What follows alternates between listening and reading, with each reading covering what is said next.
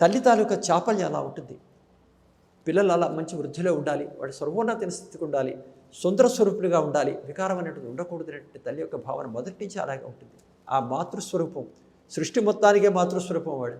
అందుకోసం ఆవిడ అరక చెప్పిన వెంటనే చూసి, సరే ఆ రూపాన్ని నేను మార్చలేను, కాకపోతే నీకు ఒక విషయం చెప్తాను, జాగ్రత్తగా విను అని చెప్పేసి దేవగంధర్వ కిన్నర కింపురుష సిద్ధ విద్యాధరాలు, యక్షుదులు విగరాలు, విద్యాధరులు గారు ఎవ్వరూ కూడా ఇతన్ని జయించలేరు, అంతటి శక్తివంతుడు అవుతాడు, ఇతనికి మనం అనేక రకాల వరాలు ఇద్దాం అని చెప్పి ఆ తర్వాత మొత్తం సమస్త గణాలకి కూడా నాయకుడు అవుతాడు, గణాధిపతి అవుతాడు, గణాధ్యక్షుడు అవుతాడు, కాబట్టి ఆది పూజ్యుడు అవుతాడు.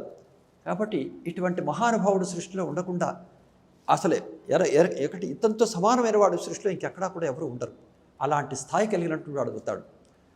అదొకటే కాకుండా సమస్త లోకాలు కూడా వాళ్ళు ఏ పని చేయాలన్నా సరే ముందు ఈయన్ని ప్రసన్నం చేసుకోకుండా, ఈయన యొక్క ఆశీర్వచనాన్ని పొందకుండా, ఈయన యొక్క ప్రసాదాన్ని స్వీకరించకుండా కనుక ఎటువంటి వాడు ఏ కార్యక్రమాలు చేసిన వాడు అన్ని విఘ్నాలు అయిపోతాయి.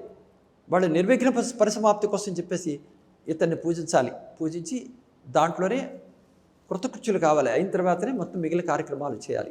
ఏ కార్యక్రమం చేసినా సరే, శుభాలు అశుభాలు ఏం చేసినా సరే ముందు గణపతిని పూజ చేయాలి. కాబట్టి గణపతి ఆది పూజ్యుడు అవుతాడు.